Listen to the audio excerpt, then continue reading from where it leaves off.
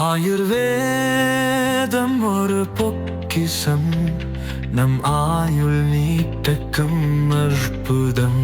Doctor Srivarma's.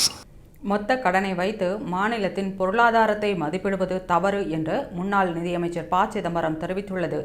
மேலெழுந்த வாரியாக சரியாக இருப்பது போல தெரிந்தாலும் உண்மையை மறைக்கும் அரசியல் அறிக்கையாகவே உள்ளது என்று பாஜகவின் தலைமை செய்தி தொடர்பாளரான நாராயணன் திருப்பதி விமர்சித்துள்ளார்.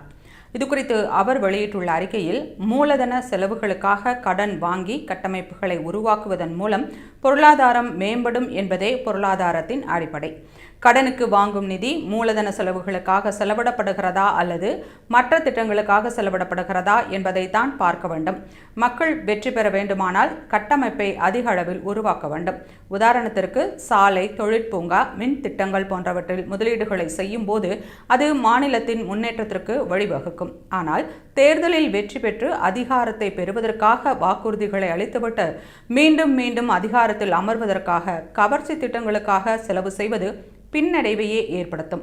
கடந்த 5 ஆண்டுகளில் உத்தரப்பிரதேச அரசு போக்குவரத்து, ஆற்றல் மற்றும் நகர் மேம்பாடு போன்ற துறைகளில் மூலதன செலவுகளை ஆண்டுதோறும் சராசரியாக 30% அதிகரித்து வரும் அதே நேரத்தில் தமிழ்நாடு 10 முதல் 15% மட்டுமே மூலதன செலவுகளை அதிகரித்து வருவது.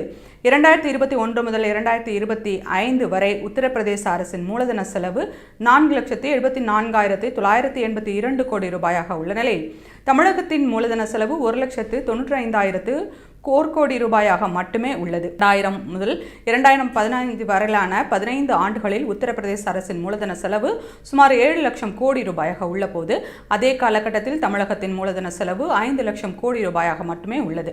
கடந்த 5 வருடங்களில் உத்தரப்பிரதேச அரசின் மூலதன செலவின் விகிதம் அதிகரித்திருப்பதையும் கட்டமைப்புகளை பெருக்கும் திட்டங்கள் பெருகிக் கொண்டிருப்பதையும் யாராலும் மறுக்க முடியாது. அதனால்தான் தமிழகத்தையும் உத்தரப்பிரதேசத்தையும் ஒப்பீடு செய்கிறார்கள் என்பதை சிதம்பரம் புரிந்து கொள்ள வேண்டும்.